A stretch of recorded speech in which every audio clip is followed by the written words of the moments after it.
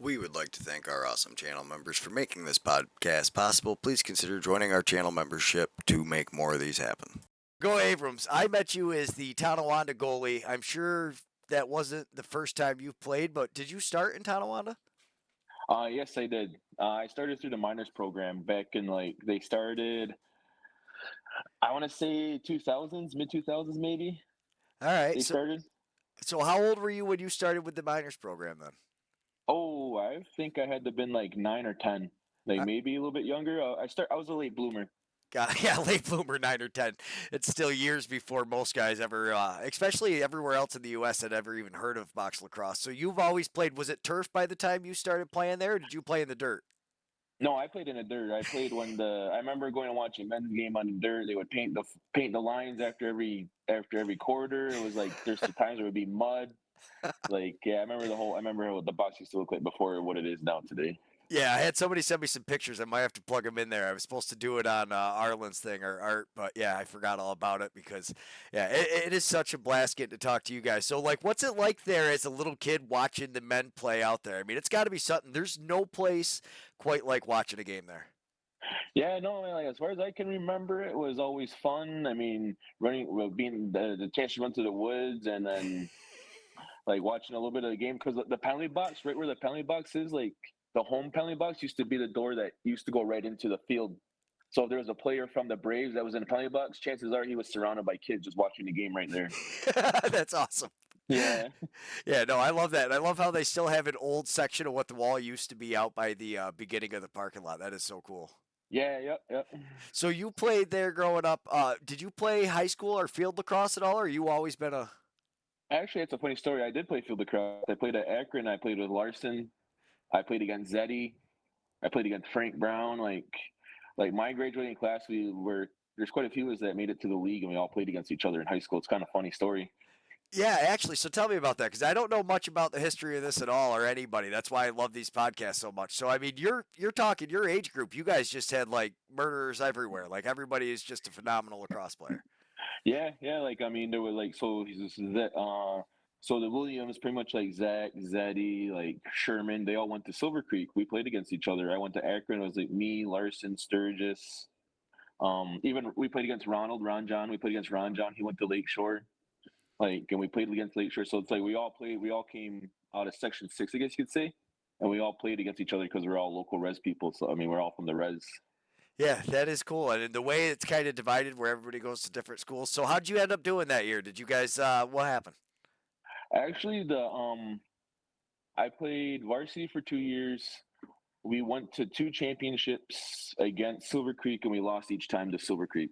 But I mean, they had their roster was ridiculous. I mean, they had like Chase Scanlon, they had Zeddy, they had Jonah Mohawk, they had Marv Curry. I mean, the list goes on and on. Like they had a whole all star, pretty much all a good. They had Brandon Brooks, Frank Brown, like So oh, all I all mean, the guys I look at that are being like top level players, scoring goals, playing solid defense, transition, like all the studs were that time. This is basically what I'm watching now is the top level. yes, yeah, yeah. All right, that makes sense, and that kind of shines some light onto some of the names here for Allegheny and stuff. So, like, I didn't know some of these guys, like Frank Brown. I just got to see last year when he was playing for Allegheny. Like, it is insane the amount of talent. So, you are actually what? You're Waylon and Lee's brother? Yeah, I'm the older. I'm their older brother. I'm the oldest. Yeah. Okay, so it's I know all of you guys then definitely from being on the field. I got to ask, what was it like going from Tonawanda to Allegheny? That must have been something. I mean, for me personally, it wasn't too much of a transition because, like, I played for, like, I want to say I played for, well, there's quite a few teams I played for in the Can-Am. I played for, when I came out of juniors, it was Native Sons. I played for Native Sons. Then I played for Tonawanda. Then, like, I played for Tuskegee. Then Tonawanda again. And then now I'm in Allegheny. So I played quite a few teams. All right, so I skipped a bunch of stuff there. We got to back this up. Juniors, what was juniors like? Where'd you play juniors? Oh, juniors, I played 2 years of juniors. I was a late bloomer. I played only through the minors up until I was like 18. And I ended up that's when the War Chiefs started back in 2014. That was their first season. I played for the Seneca War Chiefs for 2 years because I was 19, 20, or 2 years, so 20 and 21. I was able to play, and we went to two silver medals All at right. Founders Cup. Oh, so you went all the way to the Founders Cup, won the Can-Am. So it seems to me like the War Chiefs have basically been the preeminent team. Onondaga's kind of come out of the woodwork a couple times, but War Chiefs have kind of dominated that juniors league. Yeah, yeah. I mean, as far as I know, since it's been 10 years now for me. So it's like, But yeah, when you were playing, you guys were top dogs, getting up to the Founders Cup, silver and Founders. Congratulations! yeah, That's thank an you. Yeah, impressive too. feat. The first year we lost to the Six Nation Rebels. They like beat us like I think it was like 14-7. I don't know. It was a good game. And then that second year we lost in overtime to the Akwesasne Indians. Oh man, so losing in overtime, that's rough. Yeah, that was a hard pill to swallow there. So this is something I didn't think about till I talked to Lane Smith the other day. For guys from Six Nations, they don't have, they don't go play res ball. They call it, like where you're going from nation to nation. Something you guys are used to a lot. What is that like? I guess when you do branch out and all of a sudden like you're playing with the U.S. guys because you have that Haudenosaunee style. You grew up, in the Confederacy, but really. We all know you now as the guy who saved and was able to win the first USA, get us through that hump to get the silver medal. Yeah, I guess in a sense like you're an advantage for me is that like I'm used to that backyard lacrosse versus the traditional box lacrosse like if you were to say like, oh, like if you read a book, this is how you're supposed to play box lacrosse type of moment. Where I'm just used to like kids going out. I mean, you probably see that at the box yourself, like They're always kids there. playing around, shooting backhands, trying to pull like at the start of 9 years old, trying to pull a twister and like, oh, I seen this on TV. I want to try that. Like, it's just like that's where it starts, and that's where I learned to play against like native style. I guess you would say a native style type of lacrosse. Yeah, that when guys are smiling, watch out because there's some silly stuff happening out on the floor. Is how I like to phrase Yeah. it. But yeah, so that is something like even the goalies. You see all the goalies come out with the sticks in between the periods. One of my favorite things about Can-Am. You see all the little guys come out. They're trying to emulate things. They're like, "Did you see this?" And they're trying to do it. It is cool. I mean, that makes you have to have some crazy reactions, but it also probably allows you to read, you know, players and like that style a lot better. Yeah, it does. It really does help out like a lot because like when it transitions to even like to the pro level, right? Because like you start to see a little bit more of that at the pro level too. Like they start to like kind of freelance in a sense. Looks Yeah, like it's freelance, but the way that they shoot is kind of like it's different. But yeah. it's also like you see a lot more of that in like res style lacrosse. So it's like it's easy to transition from me. Yeah, well, especially so like the USA guys, you get a lot of field guys. Everybody loves that alley and then shooting. They want to come down and rip like 1,000-mile-an-hour shot into your leg pads or something like that. Yeah. Versus not knowing. But I mean, a lot of that is chemistry. Like these guys have, been, like you said, you've been playing with and against these guys since you were 10 years old. So it's you have an unspoken like communication system with especially the offensive players is where I really think it shines.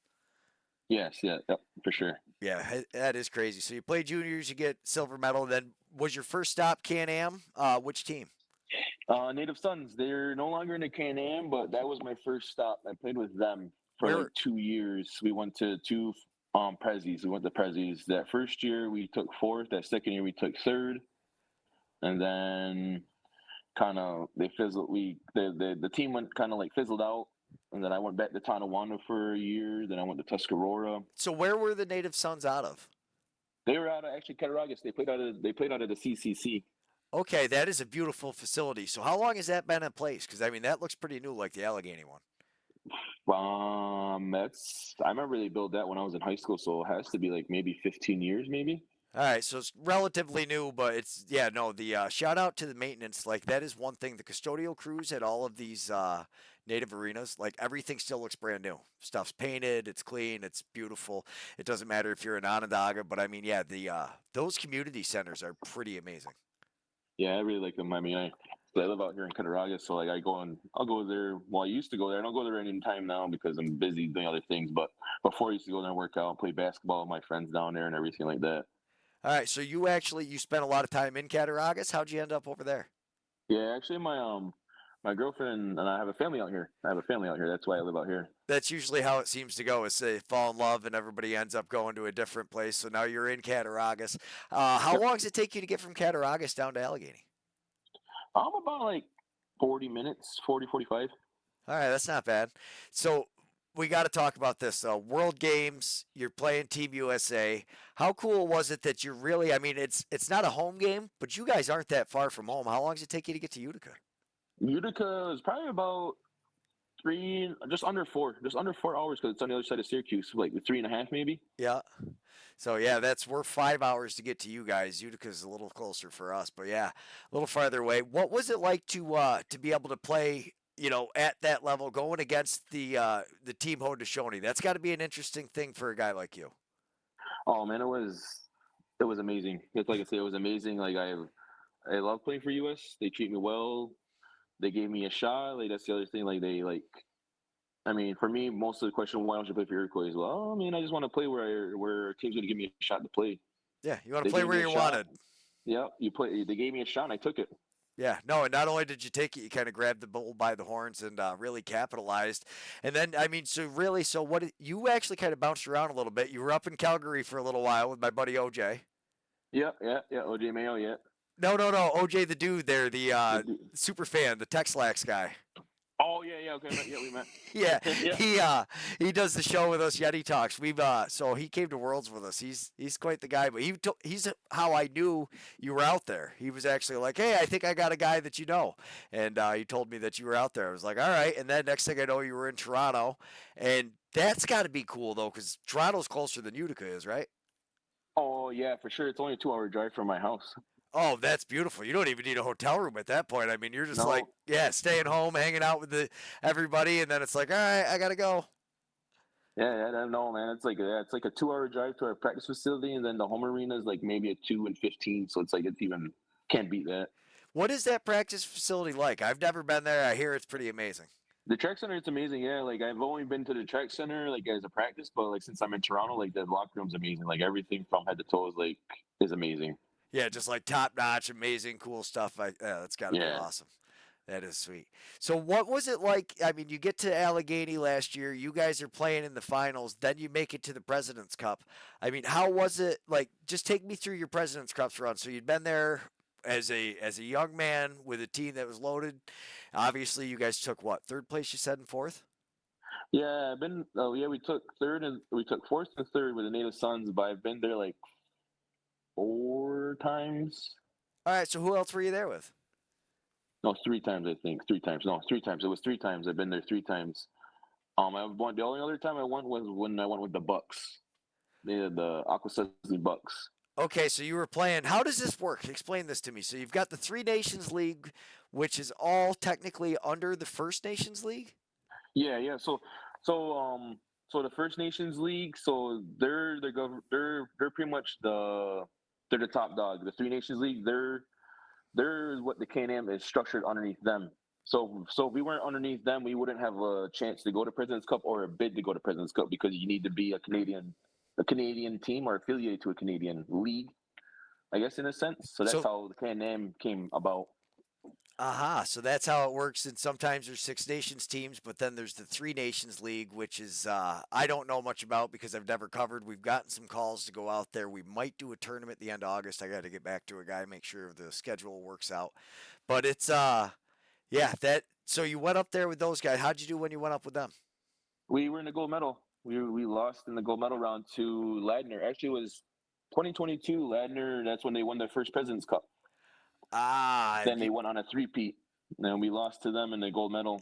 I think by like one or two, one of the two. But we were going toe and toe. all right. So that was like just when I was getting into this, and then when I came, you went back to Tonawanda, and you were playing there for our first year in the Can-Am, anyways. Yeah, yep, yeah. I went to Tonawanda, then I went to Tuscarora year after that. And then back to Tonawanda, and then now in Allegheny. Yeah, no, in Allegheny. Yeah, Yeah. Allegheny for 2 years. Yeah. So I mean, Chase Martin, he's one of those guys. How does it work for you playing that 1 and 1A style, like as opposed to like just from a goalie's perspective? I'm always curious to see, like, some guys like to see shots all the time. It really throws them off. Some guys like it because they're able to watch and kind of pick up some tendencies from shooters on other goalies. I mean, how do you deal with that kind of system?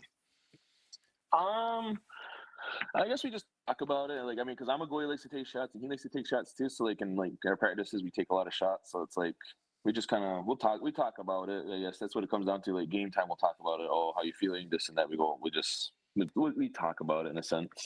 Kind of figure it out between the two of you, like how you feeling Yeah, today, what's going on, da da da da da. These guys yeah, playing like this. All right, that makes sense to me. It is the Can-Am's an interesting league for me because I don't know a lot of the guys in it, so I don't know where guys are from. I just found out Chase Martin is a Six Nations guy last weekend. I got to meet him out back. yeah. He's I from went six. looking, yeah, I went looking for you, and you were already gone, and I ended up running into Chase back there and talked to him for a couple minutes. Yeah. He's from. He played with the Rebels. I think he was on the Rebels team when they went on a 4P. I think back in 2011, 2012, 2013, 2014 in juniors. Oh man, so yeah, there is just like winning all over the place up and down this. So that's the other thing. So Zach and uh, Jeb and Ben are all brothers. Yep. Yep. I didn't know that either. So I didn't know Zed was like, so because Zed's huge. No, Zed is a Williams. Ben and Zach Williams. Ben and Zach Miller are brothers. Zach is a Williams. Okay, I thought that was. Sherm and Zed are brothers. Okay, so now I get it. I always laugh because he's the paint guy, and I always think I'm pronouncing it wrong. But then I read the roster like 3 or 4 times. He had a freaking banging game last week on defense. Unfortunately, didn't quite go your guys' way, but yeah, that was nuts. Yeah, no, everyone on our team, like I want to say like there's a collective background of like championships on the Allegheny Arrows. Like I can go through the whole route. Like Zach Miller has a D1 with Denver, and I think he has a Minto too.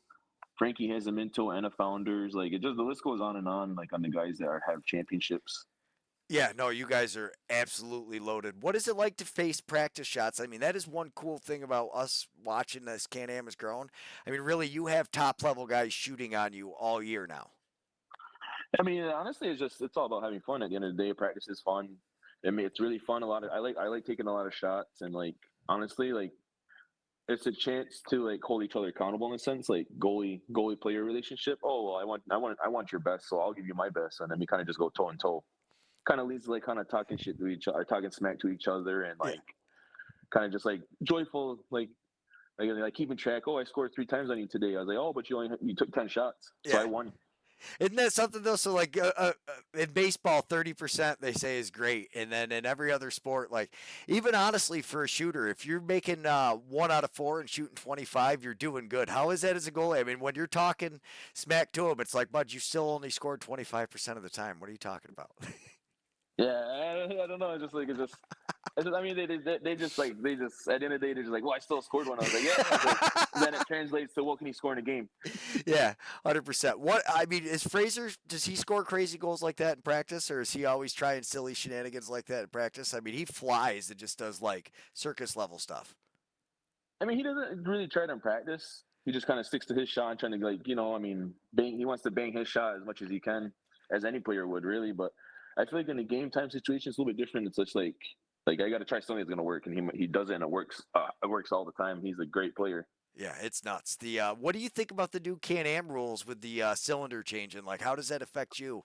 It's probably better because it's more NLL style. I mean, it doesn't really matter. I mean, the rules don't affect me too much because I mean, at the end of the day, it's like you said, it's NLL style. So it's like I've been playing on NLL style the last 10 years, maybe like 10. And I've been in the NLL like 10 years, so it's like I've been playing at that style. So it's normal to me. Yeah, you're kind of used to it. I gotta ask: 3 periods, 4 quarters. I'm a big fan of the 3 periods. What do you like better? I like the 4 quarters because we get TV timeouts. Like that's always the biggest transition from like playing from the NLL to summer ball technically. Yeah, is the TV timeouts. Like okay, every 5 minutes, you're getting like a 30-second break no matter what. Getting some water, getting a chance to talk to the UD and figure. Yeah, all right. Yeah, and like even like that, it's like a big transition because then now you're running straight 20 minutes without a breather. Yeah, I'm not looking forward to anybody trying to get me to do TV timeouts that put some pressure on, or the replays. I've heard guys shout that a couple times. I don't want to do the replays either. That's too much of a yeah. That puts way too much pressure on us. It takes away from it just being fun. But yeah, I never heard. You're the first person I've heard bring up the TV timeouts. But yeah, that does add a couple of minutes in there. Yeah, the TV timeouts. I mean, it just gives everyone a breather. It gives everyone that mental chance to take a breather and reset themselves, and then go back out there and do it. Yeah, I like that. That's an interesting way to look at it. So uh, there's a lot of different styles when it comes to goalie style and positioning. I mean, how how do you decide basically is that everybody just finds their own preference because you see some of these guys stay right on the line, some of these guys take huge steps out, like 2 or 3 steps out, and you really aren't like either one. You kind of blend a mix of the two. Like how was that, just figuring it out as you went along? Is there guys you looked up to? Or Um, well, I would ask around the old timers what would be new, and then like kind of even my own goalie style. Then I kind of came to the assumption of like, well, I guess not the assumption, just the realization of like when I got to the NLL, like as a rookie or practice roster player, like it was really like an eye opening thing that like, okay, these are bigger nets, I got to adapt, or otherwise I'm not gonna last. And like that came with like Anthony Coswell helping me be my goalie coach the one year and like really teaching me angles, and then asking like Mikey Thompson about angles, and then just really understanding like chances to like improve my goalie style. And then watching other like I used to watch videos of Alex Bouquet of like when he was in juniors, and then I'd watch things of Vino play. Like even recently, I like to watch his technique because his technique. I mean, he's doing something right for being 40 year old and winning championships at that age. he's in a And then freak like crazy shape. I saw him last year for the first time with just like a practice t-shirt on, and I was like, wow, yeah, he almost looks like a mini Hulk out there. yeah, I mean, it's just I just take a lot of consideration to like all my like other goalie styles and kind of incorporate into my own to make my own. But yeah, like I mean, there's times where I'll sit on the line, or there's times where I challenge a shot, but it depends on A lot of things. It's not just yeah, like a spontaneous thing. You basically know the shooter, know the situation, 2-on-1, yeah, 1-on-0. I yeah, got yeah. Because I mean, at the end of the day, goalie is a mental thing, right? Playing goalie is really straight mental, so you got to really pay attention. Like I always tell myself, like it only works once. That's why I say it only works once. That's the mindset that a goalie should have. It only works once. So if I know of a player scores 5 goals, chances are he might go there again, right? There's a 50-50 chance that he might go there again. So be prepared for it and kind of like not guess, but analyze the shots. A smart goalie will remember shooters and their favorite shots. Yeah, how they shoot and stuff like that. I honestly, goalie is the most mental. Uh, I think position besides coach because you're responsible for yourself. You're responsible for kind of calling things out for the defense. You're like a quarterback back there orchestrating things. But more than that, it's just the ability to be able to get over if you let 1 or 2 go. It happened to me once as a kid. They scored on me a couple times that were my fault, and I was like, I'm never playing goalie again. I just didn't like that. I mean, guys that can really just turn it around. Dougie Jameson said once in a press conference that he aimed to be like Dylan Ward, where you look at him, you can't tell if they're winning by 10 goals or losing by 10 goals. He's got that Yep. same demeanor. Yeah, you got because at the end of the day, man, like it depends. Like a goalie's demeanor depends on the defense. If a goalie's demeanor like is the same, the defense's demeanor is like okay, no, like it's just that like trust. I guess you would say trust in the goalie. So then, like, I mean, I don't panic at all. I used to panic. I used to get kind of all fired up, but lately, I mean, the last couple of years are just like, I mean, everyone's gonna score. I can't stop every shot. I mean, I just accept it, save the ones that I need to save, and if they do score, it's not. It's about the next save, not about that last goal. Because I know most goalies dwell on that last goal. Like it really, like you play, like it's just in a sense you don't want that because then you're taking away your focus from the game. Yeah, it puts you in a bad mental spot, and that's something I couldn't handle. I mean, is that something like you just consciously had to work on? Was it something maybe after you had kids, all of a sudden you learned like, oh, it's really not a big deal? Oh, no, I actually had to work at that. I had to work on that. Actually, I didn't. I was mental all the way up until like I was 28, 29. Like it just recently like clicked within the last couple of years. Like for me, it clicked. Like it's just like, oh well, like Yeah, that I gotta stop maturity. worrying. Yeah, Yeah. I matured a little bit. I clicked, and it's like, yeah, I can play. Like at the World Games, like if you watch, I mean, at the World Games, my demeanor was the same. I didn't panic. I played my game, and like it clicked there. It clicked at Prison Club last year. Like Yeah, we played, say when we played the Muskies.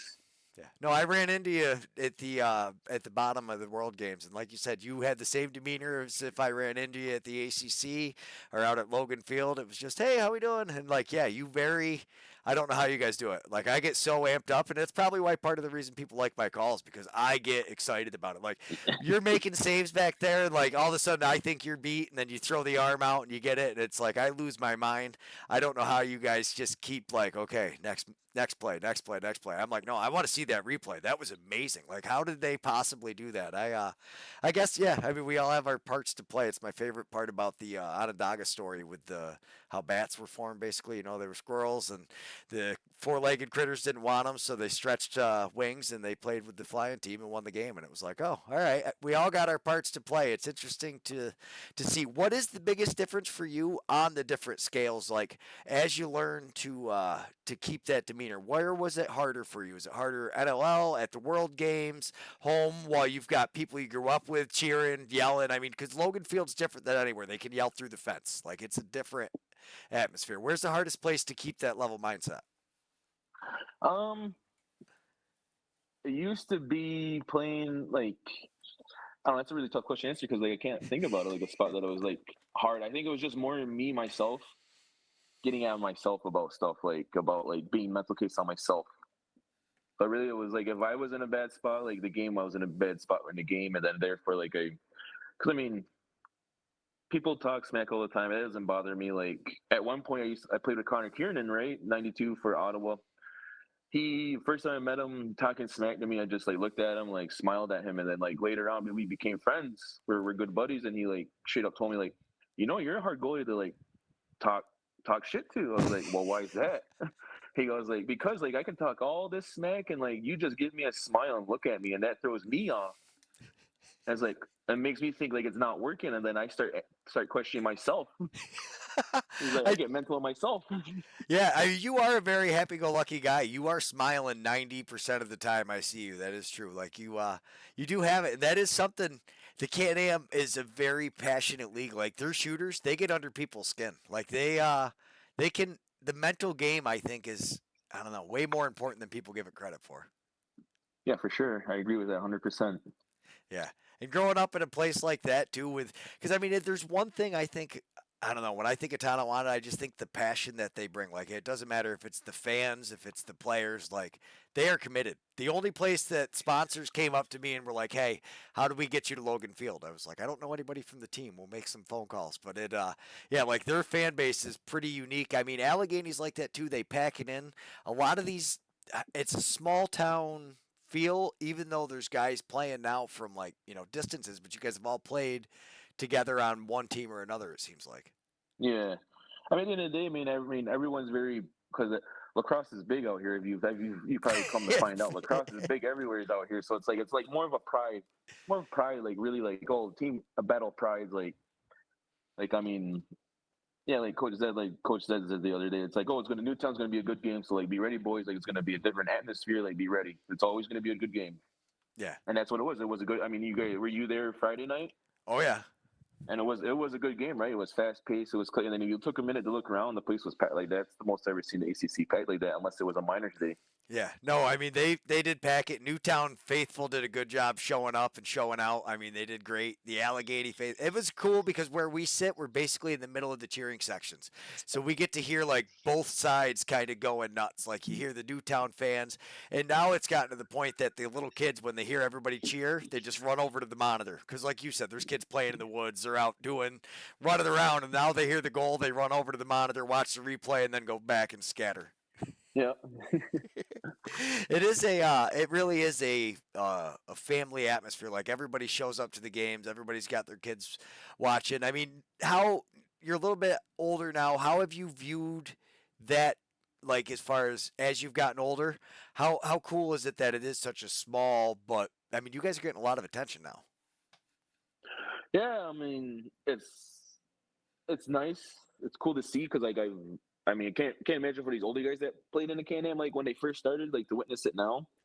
But like even for me, like in the last 10 years, it's been amazing to see. Like because like I came in, I played against like a little bit of the older seasoned guys that were kind of like on their way out of retiring. Like, oh, I'm getting too old for this, so yada yada. So like, it's interesting to see that like the development of players coming up from juniors, from minors, and even the commitment of these younger kids have to their teams. It's really interesting because like when I grew up playing like I said, like I started late. They started the minors late, but now it's it's crazy to see it now, how far it's come. Almost it's like a sense of pride because, like, I mean, I came from the NAMBLA organization, and now I'm playing in the Can-Am, and like, I mean, the last 10 years, I haven't played one lick of senior A lacrosse yet, and I'm still able to make it to the pros in a sense. Not in a sense. I mean, you're able to make it to the pros, and literally, you made it to the silver medal in the World Games. I mean, you accomplished something that no American team has been able to do, which is to beat the Haudenosaunee. And yeah. So I mean, that's a huge thing. And I honestly, other than I get guys wanting to go up and play Senior A, I love guys being able to stay and play locally because when you see, like when I watch John Pierce, who I know has been through the Onondaga, youth program, and then he's playing juniors there, and then he tiptoes across the crease and scores a goal, and you could see him losing his mind. And like the guys he's been watching, or like Mason Homer, there's so many guys I love being able to watch, and that's why I like the juniors program as much as I do, because I start to see these guys when they're coming up, because I honestly think the shining stars of the Can-Am really are your D transition guys, like just straight lacrosse players, not offense, not defense, but guys that can just ball no matter where you stick them on the field. Yep, yeah, those are the utilities, like Swiss Army knives. Yeah. Can-Am has a ton of Swiss Army knives. It's what makes it so entertaining. Like you have to have your, 3, 4, 5 guys that can really put the ball away, or else you just wouldn't be able to succeed. But if you don't have that Swiss Army knife of guys back there playing defense that can stay up on offense, I don't think you have a chance in this league. I mean, really, we've seen like guys are getting tired. Like last year in the finals, you went to Tonawanda. It was a very tight game. You went back to Allegheny, and Tonawanda couldn't keep up with you guys. I mean, it's fast. Yeah, like, and then you may even imagine like President's Cup is even faster. Like it's Yeah. really fast. Like and you're playing 7 days in a row. Well, I mean, yeah, you play 7 days in a row, and you have one of those days you have a double header. You play at like 8 or 11 in the morning, then you got to play at 7 at night against the host team. More than likely the host team. So it's like it's a lot of lacrosse. Yeah. How do you get yourself in shape for that? Because like normally you practice, you have your team practice once a week. Everybody does it, but like, how do you get yourself physically ready for that kind of stretch?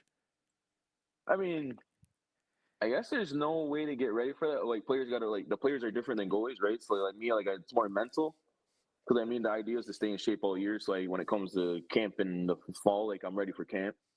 But like, I guess just keep doing what I normally do. Like I'm a dad, so like I run around with my kids. I'm always outside. I'm pretty active. Like I mean, Yeah. I'm up at the butt crack of dawn every day. So it's like, Yeah, no, that's what happens. And then when you get old like me, you're still just waking up and you don't even know why. My kids are sleeping in, and yeah, I, yeah. I'm up in the morning like, okay, let's go, everybody. You're burning daylight. I sound like an old man. It just happens to us before you know it. And we're just actually getting ready to pack up because we're heading out to. So we're making our Gillet debut. What's the Gillet like? Oh, it's. I mean, it's amazing. It's old. Let's just put it like that. It's old. Like lacrosse has been out of there for like as long as they've had it. Like I remember the Gillet. Like if you ask around, the Gillet used to have green wooden benches that all the way around. They didn't ever have because when you get there, they have netting. They never used to have netting. I remember watching when I was little, like watching the older guys play when I was little, and then it's a differently type of atmosphere, I guess you could say, because like the place will be packed. I mean, it's gonna. You guys will like it. I think you're gonna like it. Yeah, the Lakers are playing, so that's the NABLL team. They're playing the Spirits. That's like their biggest divisional. And they're not even in the same division, but the Spirits they're what you guys were last year. They're at the top where everybody's saying we want to beat that team. Whereas like this year, man, everybody geared up. The Can-Am super competitive. The records are tight. I don't know. I can't wait for playoffs. It's going to be interesting the way it breaks down.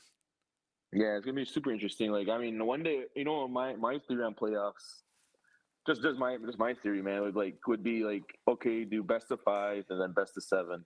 But here's the kicker, right? Have them play 3 days in a row, Friday, Saturday, Sunday, or yeah, Friday, Saturday, Sunday for the best of 5, and the next weekend, if need be, Friday, Saturday, and then if it's the best of 7, Friday, Saturday, Sunday for 2 weeks in a row. And then Game 7 would be that next Friday if need be. But just for the simple fact, you're helping condition the team be prepared for President's Cup. Because Yeah, at the end of the day, like you're preparing to go to President's Cup, whoever wins has to be able to take 7 days in a row of abuse. yeah, you So got if to a be able to team, play that schedule. so if a team can't, in a sense, handle 3 days of abuse, like imagine what's going to happen when they go to President's Cup. Yes, that way you're sending up a team that really is. I like it. Plus, I mean, Like that's more games. seasoned, Yeah, hardened. They're going to be hardened because we were able to do 3 days in a row of this, so like we're ready. Like we can do 3 days to start. yeah, and it's 3 days with some travel in between because most of the teams are pretty close, but you, I mean, you got an hour drive there probably because so assuming Onondaga is not one of the top teams just because they're the farthest drive, what is Allegheny to Six Nations? Um, well, it's 2 hours for me, so I think it's about 2.5 hours for them because it's 2.5 hours for me, and I think it's 2.5 for them also because they take the 219 and everything up. And they can just Me, shoot. I yeah, I'm like 30 minutes from the border, so it's like or 35, 40 minutes from the border, so it's closer to me. But it's still the same time. It's just they take a little bit of a different route because they're coming from farther down. Yeah. So I mean, how big is Cattaraugus? Does it basically is that what I'm thinking of? Like when you get to where the Gillet is that the start of Cattaraugus? Like up and Yeah, then yeah, that's right on the. I think that's on the res line. Cattaraugus, and they're both pretty big. I mean, honestly, they're both pretty big. I can't really speak too much about it because I didn't grow up here, but like I know for a fact that Cattaraugus is pretty big, and so is Allegheny. They're y- pretty big reses yeah. Well, compared to where I came from. yeah. Tonawanda. I mean, you can drive around it in a pretty small amount of time. But I got off at Gillet. I thought the very first time we were going to an Allegheny game, I thought that's where we were going. Because Oh, yeah, so no. I drove there, found out that I was an hour away still from where I needed to be, and had no like cell service. So I'm trying to like drive and find a spotty spot for like cell service to call. I get a hold of Kebby. He's like, "You're still an hour away, bud." He's like, "You're not at the right facility." I was like, "Are you Yeah, kidding yeah. me?" Boogie down to yeah, I boogie down to Allegheny from there. That was quite the trip. So I basically think I drove like most of the Cattaraugus Reserve that day because it starts up there. What is the town where Gillet is? What do they call that? Actually, I don't even know. I think it's Hanover, something like that. I think it's Hanover or something. Okay, I don't. Yeah, I think I've heard that before. But yeah, we used to get off there if we're at I'm not sure. whatever we would drive past before we did lacrosse. We would stop there for gas and cigarettes because I have a smoker too. So we would always stop there. I never knew what it was called. I just saw the signs, and now we got in there, and I'm super pumped to finally get into Gillet. We hopefully will be able to catch the Newtown games because that is the one thing that sucks is we only get some of the home games, but pretty much all the teams are on board now. I think we'll be able to capture them all. Hi, boy. It's Sorry, been my son crazy. just got home. Yeah, absolutely. Hi. Yeah, no. What is it? I'm on the phone, boy. I'm on the phone. I'm on the phone. Yeah, I'm on the phone. Yeah, I'm on the phone. On the Hi. call. Say hi. How are you? What'd you do? Just get home from daycare? Yeah, he went to daycare. Yeah, he went to daycare today. Yeah. Do you like watching Daddy play lacrosse? Yeah. Yeah, he's really good, isn't he? It's crazy. It's taken him all over the world. So actually, I mean, you travel like you're playing in Calgary. You're playing all over the place. What's the farthest they've ever taken you? Vancouver, really. Vancouver's the farthest I went. And then, like, I mean, I've been all over Canada. That's the best it's been all over Canada. Yeah, Vancouver's the farthest I've been. Yeah, I that's mean, that's still the idea opposite side of the country. hopefully be on the U.S. when they go across seas if they ever take the World Games back to like England or whatever. Like, but R- rumor has it it's going back to Prague. I think is the is it next Prague? one. Then I mean, then in 2028 or 2029 or something like that. Yeah, because yeah, it was 24, so it'd be 28. But yeah, so 2028, you're still in peak physical condition. You should be out in Prague. I might go watch part of that. I don't know if we're going to be involved in streaming any of it. That was cool for us. We streamed the World Games. Unfortunately, we didn't get any of your games. You guys were, a little bit above our level, so they kicked us to rink too. But man, that whole experience was cool. It was just so cool to see so many Can-Am guys at Worlds, like playing on all kinds of teams and guys just there playing and hanging out, watching games. Yeah, no, it was fun. Like I like the World Games. Like I got to meet like a lot of people, even see a lot of faces I like met over my years of playing lacrosse. So I thought it was pretty cool. Like it was like, plus I mean like that was like right, like you said, right in our backyard. Couldn't Yeah. beat that. Like man, family got to come up and watch, and it was amazing. Yeah, no, that is cool. Especially you got to have everybody drive up and check it out. What's it like to play for Thorpe? Reggie, oh man, he's fun. He's fun. I played for him in Riptide, like in the NLL. So like I played for him then, and then I played with him in 2019, and like he's just like it's all fun, man. I love him. He's a great guy. He's a good coach. Is he a scream and yell kind of coach, or is he more of a talk you through it? More of a talk you through it type of guy. Like he talks about like it's kind of like there's not too many coaches that scream and yell anymore. They're more like they like, oh, I want to talk to you. Like we got to talk about this. Like kind of out of respect in a sense. Like we're all men here. Like we should be able to talk about it. I like it. So yeah, no, he was a good coach to play for in Riptide, and even at the World Games in 2019, and even this World Games too. Like I got to play for him again. So, 2019, is that when they were in Onondaga? No, that was 2015. 2019, we were in Vancouver. Okay. And we lost to Iroquois then, and we lost to Iroquois in the semifinals game then. So, I played for US. That's the first time I played for US is in 2019 in Vancouver, and we lost to Iroquois both times. I think the first game was like 11 or 11-13, and then in the semifinals we lost like 9-11. So like it was really good games. We were just right there, but this year was like we brought it together and we were able to beat them this year. This World Games around. Yeah, so I mean, this World Games we were able to beat them. Hopefully, next World Games you guys got Canada in the bag. So Yeah, baby that's the steps goal. here. Yeah, we got to get them. It's gonna happen eventually. I love this shirt too. I got this. We were the only people that got to stream Taiwan lacrosse because after that, China made us change the name. It was Chinese Taipei or something. So Blue Squatch was the only people who got to stream Taiwan lacrosse. That was pretty cool. Did you my person? I think the team that's gonna be up and coming is Japan. Yeah, Japan's nuts. They're going to be on that level soon.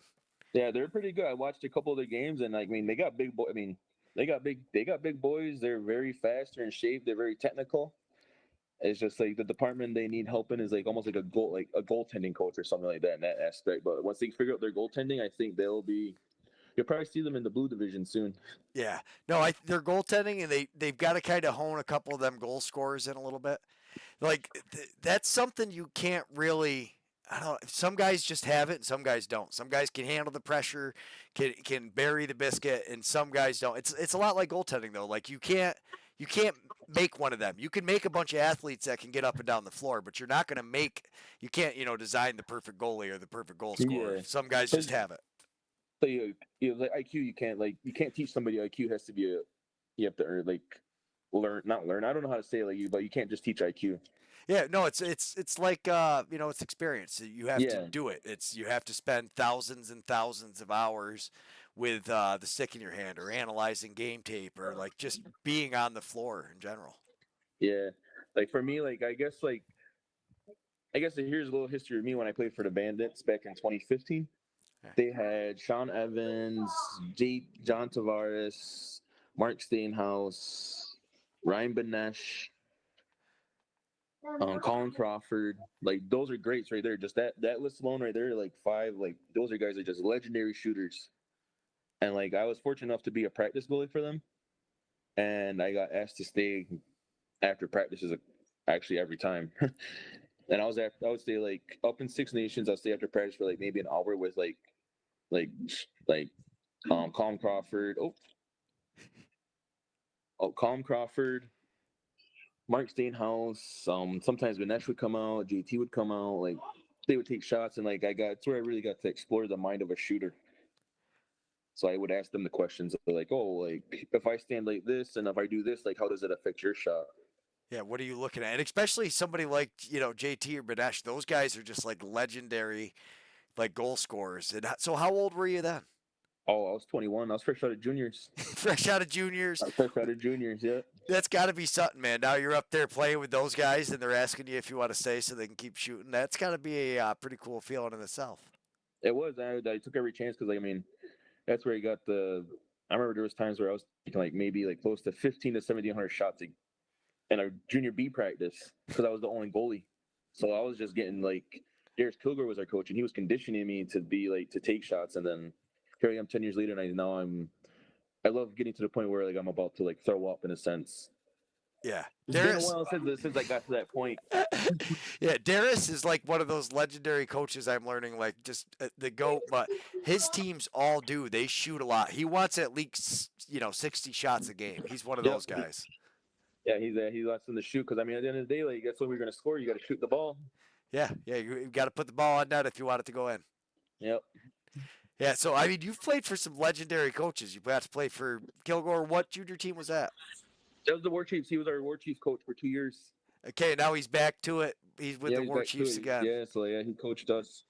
But like, though, I mean, I talk to him. I still talk to him every time. Like, I still text him and everything. Like, we're still very close today. And like, even then, because like I'm into coaching a little bit here and there, and like I just ask him like for a little bit of pointers and stuff. And like, even then, like to understand how to talk to people, how to talk to players in a sense, to get them to understand the game. Like, you got to be willing to explain it 20 different times in 20 different ways to somebody because some players may not get it. Yeah, he honestly, so as heated as you'll see him on the bench, when he's sitting there talking to people, you can barely hear him. Like you got to really listen to what he's saying to make sure you're catching it. But I mean, you just see guys flock around him. He's no matter where he is, he's always got one or two guys sitting next to him just trying to absorb lacrosse IQ. Yeah, man, he's a down to earth guy. Like you can talk to him about lacrosse, you can talk to him about issues in life, everything. He's been through it all too. Like so, he's up there, he's seasoned, he's been through it all. Yeah, I mean a lot of life experience. That is the biggest thing with these young men coming through. You watch any of the junior stuff now? No, not too much. I don't keep up with juniors too much. I don't. I'm just busy with I got my kids, like busy Oh with my heck kids. yeah! No, I just that Jackson Bob Frago kid, man, he's gonna be a beast coming out of Tonawanda. That kid, he's Yeah, stopping like 70. One weekend it was like 120 shots. Like it's nuts. yeah, that's crazy. Taking that much, a team to shoot that much. Yeah, Yeah. that's crazy. Well, that was so that Jackson Longboat kid when he played you guys last year, he was playing for Tusky. You guys had 120 shots, or he had 120 saves, and you guys scored 20 goals. So he faced 140 shots in one game. Dang, that's a lot of shots. Yeah. Yeah, I was like, oh my goodness. His dad had a little shot counter, and he was keeping track. And he came and told us afterwards. I was like, that's insane. So even if he was off by 10, like even if you just were like, okay, maybe 10 shots missed the net that weren't on goal, and like that's still 100 shots. Like that's absolutely It's crazy. insane. Yeah, that's crazy. Yeah, that's But all right, man, go. I really do appreciate the time. Go enjoy your family on Juneteenth, and definitely we wish you nothing but the best. As an American, I was so happy to watch you make that save. Like that was just such a. It really put us on the map, and to be able to film you the rest of the year, it was a huge. I mean, tribute to the Can-Am. It really shows the talent that is in this league, and I really appreciate it. yeah. I'm no. You're most certainly welcome, man. Like, thank you for interviewing me. I appreciate this. This is fun. And I hope we can do it again sometime. Oh, absolutely. Okay, take care.